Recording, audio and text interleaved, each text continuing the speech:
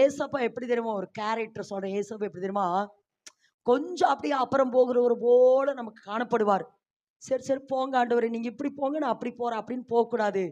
அப்படி என்ன செய்யக்கூடாது, அவரை விட்டுட்டு போகக்கூடாது. இல்ல, நீர் என்னோடு கூட வராதிருந்தால் இவ்விடத்துல என்னை கொண்டு போகாதீங்க, நீங்க என்னோடு கூட வந்து தங்கிருங்க அவரை உறுதியா பிடித்து கொள்ளுகிற பொழுது அப்ப இதெல்லாம் முடியுது. 33ல கத்த சொல்ல, ஆமா உங்க மகிமையை காண்பி எல்லா டிஸ்கஸும் முடியுது.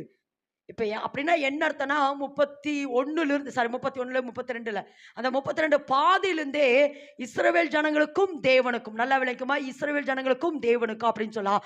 அது மோசேக்கும் தேவனுக்கும், நல்லா சொல்லுங்க, மோசேக்கும் தேவனுக்கும் இஸ்ரவேல் ஜனங்களுக்கும் தேவனுக்கும் ஒரு பெரிய டிஸ்டன்ஸ் ஆயிடுச்சு. பெரிய ஒரு பிரிவு, அப்படி ஒரு பிளவு கொஞ்சம் தூரம் ஆயிருச்சு. அப்போ அதனாலதான் கர்த்தர் உஞ்சானோங்கிறாரு.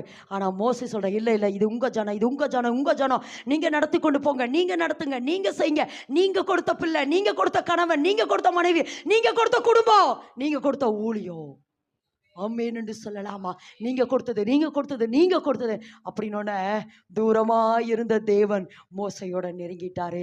அது தூரமா இருந்த மோசே தேவனோட நெருங்கிட்டாரு. அப்படியா மோசே, நான் நினைச்சேன் என்னை இல்லாம நீ முடிச்சிருவேன்னு நினைச்சேன், என்னை இல்லாம நீ ஜனங்களை கானானுக்குள்ள கொண்டு போயிருவேன்னு நினைச்சேன், அப்படியான்னு சொல்லிட்டு, சரி மோசே, திரும்பவும் நான் இறங்குகிறேன் உனக்காக, திரும்பவும் நான் என்ன செய்யறேன், உன் பக்கம் நான் திரும்புற மோசே, மறுபடியும் நான் வரேன், மறுபடியும் நான் வருகிறேன்.